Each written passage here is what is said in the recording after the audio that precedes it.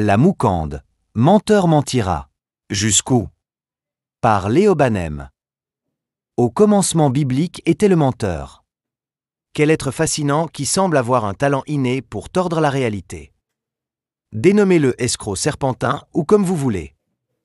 Et quand vous vous retrouvez en face de lui, il est souvent difficile de comprendre pourquoi, même avec des preuves en béton à l'appui, il est tenace et continue à soutenir sa version des faits.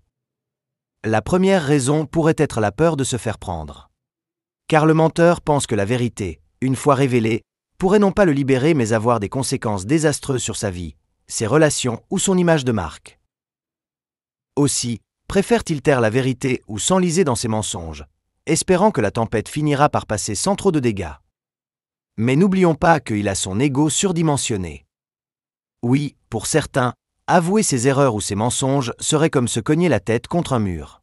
Cela fait mal à l'estime de soi. Oh mais que oui, qu'il en a de l'estime, même un peu trop pour soi. Aussi prend-il grand soin de son apparence extérieure dans la dissimulation, pour bien paraître, et surtout pour ne pas éveiller des soupçons. Ainsi, même lorsque le menteur est démasqué, il continuera à nier pour protéger son image. Et vous-même douterez, tout étonné que ce soit lui. Mais dans sa tête, il a déjà bien cerné ce monde où les apparences comptent tellement. Et pour s'en sortir, il semble plus simple de s'accrocher à ses illusions plutôt que de faire face à la réalité. Après tout, pourquoi donner aux autres le plaisir de voir sa vulnérabilité? Tiens! J'en oubliais son mécanisme d'adaptation. Avec le temps, certains menteurs deviennent si habiles dans leur art qu'ils commencent à croire eux-mêmes à leurs propres mensonges. Oui. Cette auto-induction les entraîne dans un cycle où la ligne séparant le vrai du faux devient floue. Ce phénomène est souvent renforcé par une sorte de rationalisation. Ils se convainquent que, finalement, leur mensonge n'est pas si grave et qu'il sert un but supérieur, comme protéger quelqu'un ou éviter des conflits inutiles. Un peu comme une piqûre d'injection médicale. Ils vous persuadent que c'est un moindre mal pour éviter ou combattre un plus grand. Il faut faire des sacrifices. Il faut serrer la ceinture. Ah! Ça vous revient, n'est-ce pas? De ces paroles mielleuses comme des prêches d'évangiles psalmodiés, des promesses d'un mieux-être absolu qu'on vous susurre à l'oreille à l'envi. On vous vend le paradis contre chèque en blanc. Et prenez donc, servez-vous à volonté. Sans que vous vous en rendiez compte, vous plongez en ardent militant contre tous, jusqu'à ce que votre bourse déliée soit totalement à sec et l'escroc volatilisé.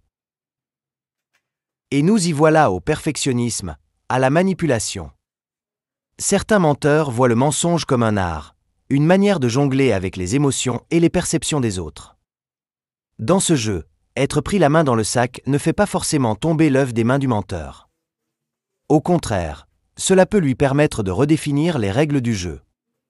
En faisant appel à la culpabilité ou en renversant la situation, il peut retourner la vapeur et contrôler la narration.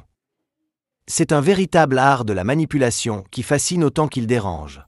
Au fond, le menteur persiste dans ses mensonges, non seulement par instinct de survie, mais aussi par un mélange de psychologie, de stratégie et un brin de théâtre.